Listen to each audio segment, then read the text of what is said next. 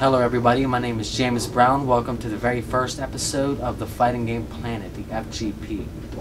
This is a place where we will take the fighting game news all over the world about frame data, technique, combos, optimization, tournaments online and offline, players, teams, sponsors, and more. We're going to try to upload every Monday, Wednesday, and Friday. So if you're involved in or a fan of fighting games and their communities, please consider subscribing to help keep this content coming. Been around for about 7+ years or so. I love reading about the news, I love competing, I love everything about the fighting games and their communities, all of them. And it's really hard to keep track of all the tournaments that go on throughout all the different games and through all the different sources, so I've taken upon myself to combine. We're looking to essentially make this a one-stop shop for all fighting game news worldwide. And for lack of a better way to say it, let's just jump right into it. Warner Brothers and GameStop got together and they made an announcement that they was going to have a series of online tournaments for Injustice 2. This will be an esports program, and this will be an opportunity for amateur players in the United States to participate in and battle each other for cash prizes and more. Operated by the Esports League, there will be open online qualifier tournaments that begin June 4th. As of right now, I'm not 100% sure where the online signups will be for the qualifier tournaments, but I'm going to go ahead and assume it's on Smash.gg, where everything else is at currently. 8 regional finals tournaments will take place at local retail GameStop locations on August 12th, after the online qualifiers tournaments, leading up to the finals at the GameStop Expo in Las Vegas, Nevada, August 27th. This is only one of many events for the Injustice 2 Championship Series. I will leave a link in the description with all the other parts of the championship series, as well as the article on the GameStop hometown tournament, and anything else I talk about in this show. Links will be in the description down below. More on tournament news, you also have Combo Breaker coming May 26th through 28th, which is just after the Injustice 2 release, so be sure to get your grind on there. And I believe that's going to be at the Mega Center in Illinois, which will also consist of Street Fighter V, Super Street Fighter 2, Turbo, Tekken 7, Killer Instinct, and more. Then we have East Coast Showdown September 2nd, which will essentially consist of the same list of games that Combo Breaker will have as well, like Tekken 7 and Street Fighter 5, Injustice 2, and more. Then you have the Capcom Pro Tour online tournament for Latin America, North America, and Europe, which you can register now at Smash.gg. Clean Kill will also be hosting an 8-week online tournament for Injustice 2, and the first week will be, I believe, 1 week after the Injustice 2 release, which is May 23rd. So be sure to go to Smash.gg and register for that now to sign up for that and see where it goes. Then in player news, you have Echo Fox's Justin Wong, who was interviewed by Justin Gordon on his thoughts a little bit about Street Fighter V and also Marvel vs. Capcom Infinite. And he gave his impressions as what he thought the Infinity Stone or gem system was going to be like.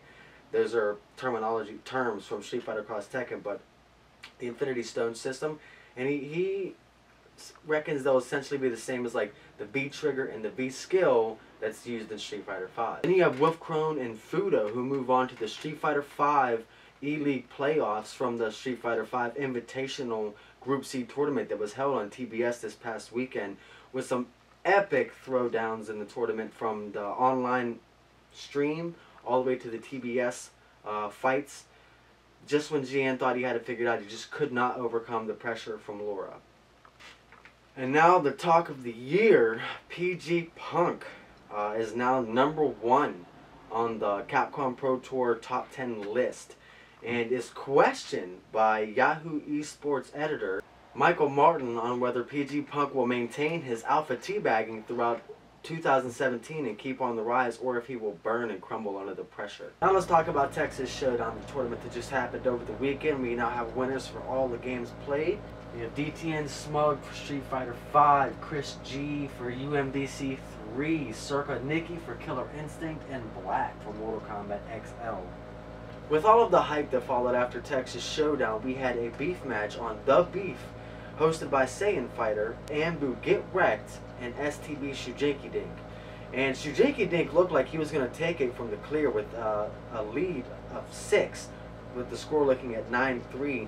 And Ambu Get Wrecked made a comeback all the way up to 10-9, taking it. On ShoreYuka.com, you have Crow Spaceboy talking about why it's important to wait for a patch update or a sequel to your game for balance issues, as a lot of players become impatient with the lack of updates that they're receiving from Pokken Tournament. A lot of them are curious whether the game will die with the Nintendo Wii U once everybody starts making that console switch to the next generation Nintendo console, or if it will get a Nintendo Switch port soon. But in my own opinion over here, it's not necessary that the game will die on the Nintendo Wii U. I mean, look at Super Smash Bros. Melee. That's a Nintendo GameCube still kicking today at almost every major tournament event. However, I do think that Pokken Tournament should make the switch to the Nintendo Switch, but not just there. I think that by having a fighting game only on one console exclusively limits the audience, and with the fighting game community being such a growing massive sport, we shouldn't limit the audiences to a specific console, because it helps the game grow and it helps the fighting game community grow. So Microsoft's Killer Instinct should be on the PlayStation 4. Capcom's Street Fighter V should be on the Xbox One. However, I don't know if these games could make a port switch to Nintendo Switch's console, because I don't think that console could support the type of graphics that games like Injustice and Mortal Kombat or even Killer Instinct put out. But what do you think on it? I want to know your opinion. Do you think that they should be limited to just their consoles? Or do you think that the FGC as a whole should have the right to play each and every game on whatever console that they prefer to play it on? And then in character news, we have R.Mika from Street Fighter V, who is probably one of the best characters in the game to play as, despite having numerous adjustments throughout the game's Season 1 and Season 2. She continues to make her mark on the competitive scene thanks to players like Knuckle and Fuudo. But thanks to a player by the name of World Combo, who posted a small video on his Twitter feed showing that R.Mika's forward dash essentially has invincibility frames thanks to her hitbox. Since then, they have gotten tool-assisted third-party software to make the hitbox visible to see exactly what is going on. Now, in my opinion on this, I think it's a bit broken that she has the capability to do that right now. I think it needs patched ASAP. And I don't know how many people actually know about this yet, but once word gets around, it's going to be heavily abused until taken care of. While we're on the topic of Street Fighter V and their characters, let's take a look at this character, Ed. Ed was a character that had leaked images posted all over the internet over the weekend, and Capcom posted a tweet showing Balrog getting hit by a psycho attack. Now, apparently Ed's background is that he was essentially supposed to be a clone in the storyline of Street Fighter of Bison, but he was found and rescued as a child by Balrog. So what we're looking at here is a boxer with psycho powers. With his trailer released today, we got a lot of footage on the powerhouse. It looks like he's going to be a very viable character. I will definitely be sure to pick him up myself, play around with him, and see what I can come up with. And then more from YouTubers like myself, we had YogaFlame release the top 10 plays of the week for Street Fighter V. Super talks about his top 10 Batman gear costumes for Injustice 2. Maximilian Dude released another arcade playthrough for Hyper DBZ, this time as Vegeta. And JGleez released a video for his Injustice 2 kickoff tournament on May 19th, free entry and $60 in prizes. Fighting games are hard enough to learn on one's own, so you have people going out of the way on YouTube looking up tutorials and see how things work and what they can make work and how to optimize their combos. But what if you don't have that? What if you can't hear the videos? What if all you have to depend on is in-depth tutorials made by Guilty Gear or Killer Instinct to become a good player at the game and understand its fundamentals? While not every game has in-depth tutorials as such, like Mortal Kombat X or Injustice or Street Fighter V. Well, a player by the name of Chris Phoenix Robinson, a deaf player who hosts a Twitch channel by the name of Deaf Gamers TV, who plays a lot of Guilty Gear and Skullgirls, who has recently announced that he was going to create a league to share his resources and tips, as well as create a community of deaf players just like him. So far, the league just consists of him and another player by the name of Kev Bones. And I think that's where we're going to end today's show, with another expansion to the FGC, growing more and more every day, coming closer and closer to a mainstream sport. But I'd also like to create a conversation with all of you, so once we deliver the news and give our opinions, we also want to know yours. So be sure to let us know your opinions down below in the comments section, as well as you can also reach us on Facebook and Twitter to let us know there, or what you recommend that we talk about.